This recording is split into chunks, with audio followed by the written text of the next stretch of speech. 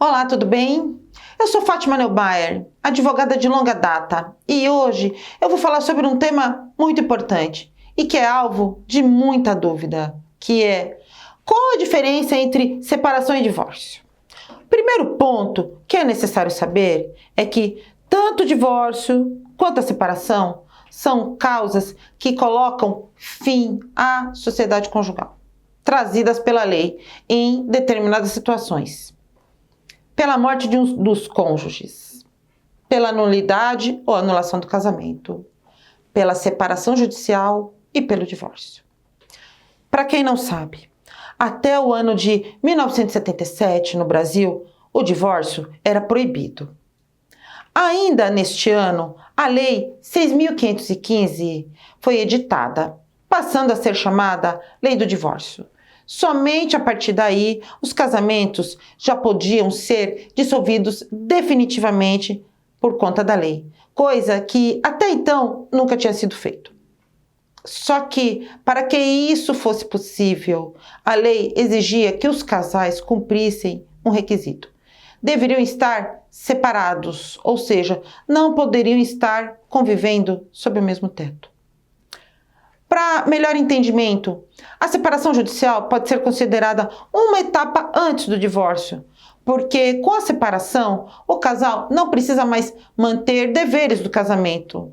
Porém, somente após o divórcio é que a pessoa poderá se casar novamente. Desta forma, o casal que está em processo de divórcio, mas que já está na etapa de discussão dessa questão, convive com a separação judicial, em que não são mais obrigações a manterem os deveres inerentes ao casamento, mas somente com o divórcio realizado é que podem se casar novamente. Afinal de contas, qual é a diferença entre o divórcio e a separação?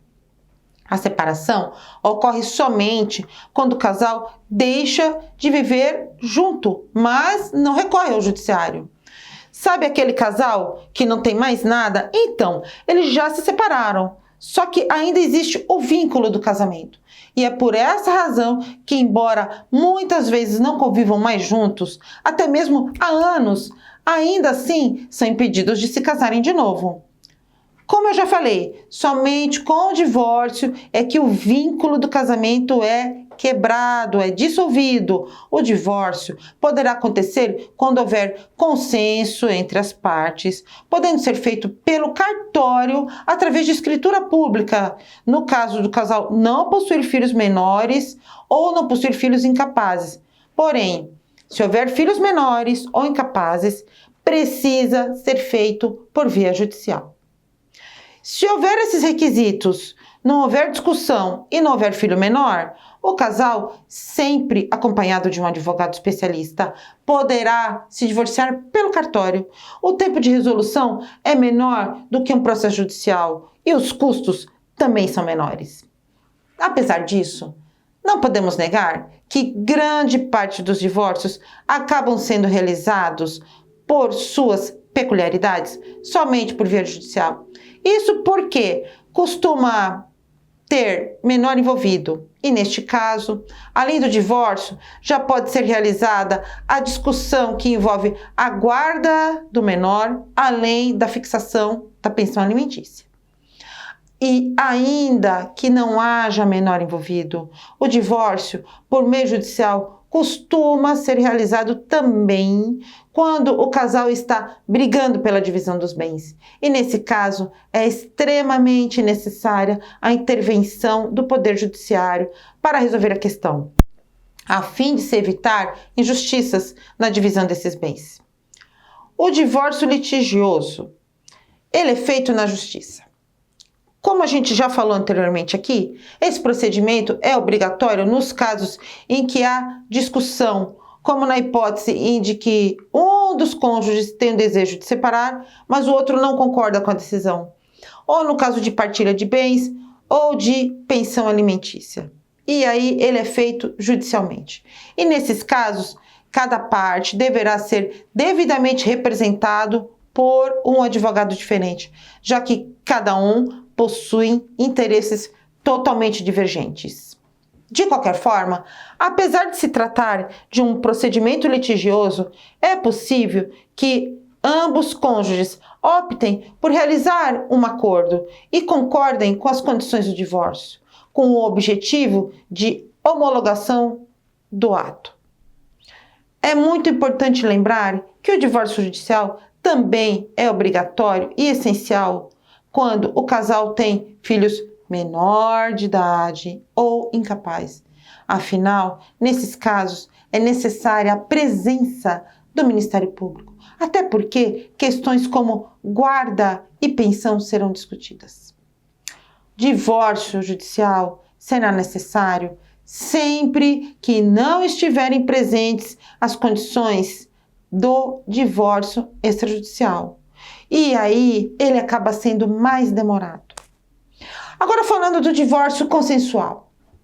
O divórcio extrajudicial, ele é consensual e será realizado nos casos em que a separação é amigável entre o casal e quando os filhos são maiores ou não são incapazes. Além disso, a mulher não pode estar gestante ou pelo menos não pode ter ciência ou suspeita da gestação, porque esse procedimento pode ser efetivado pela via extrajudicial, ou seja, sem a necessidade da intervenção judicial.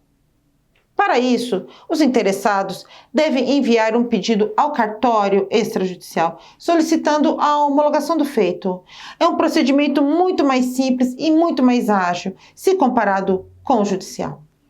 Mas, apesar de se tratar de um procedimento simples, é obrigatório o acompanhamento pelo advogado, como eu já mencionei. A diferença é que, nesse caso, é possível que se tenha apenas um advogado para representar os dois cônjuges.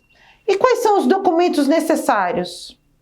Segundo a via da certidão de casamento atualizada, documentos de identidade oficial como RG, Carteira Nacional de Habilitação, passaporte, etc. Adicionalmente, é necessário fornecer as informações sobre o endereço e a profissão de ambos. E, se houver, a escritura de pacto antinupcial. Documento como CPF, informação sobre profissão, endereço dos filhos maiores, se houver, e a certidão de casamento desses filhos também. E documento que comprove a titularidade de bens, se houver. Também poderão ser solicitados outros documentos, quando necessário. Diante de todos os esclarecimentos iniciais, é de suma importância que você, que passa por uma situação semelhante, procure um profissional, um advogado especializado para pleitear seus direitos. Continue acompanhando nossas publicações para ficar bem informado. Por hoje, ficaremos por aqui. Se você ficou com alguma dúvida, entre no nosso site www.ggradvogados.com.br. Vá lá no campo Fale Conosco que eu responderei para você, ou deixe seu comentário em nosso canal de notícias. Quem sabe sua dúvida não seja alvo do nosso próximo vídeo. Colabore comigo dando um like neste vídeo, compartilhe nas redes sociais e se inscreva em nosso canal, pois temos sempre matérias muito interessantes nos vídeos que postamos semanalmente.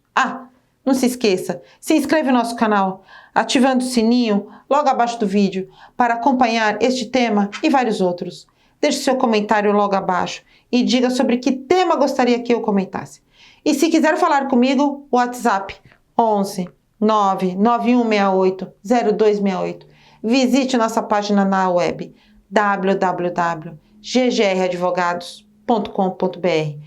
Por hoje é só e agradeço sua audiência. Já somos mais de 300 mil inscritos. Muito obrigada. Até nosso próximo encontro aqui. Um grande abraço e até outra oportunidade.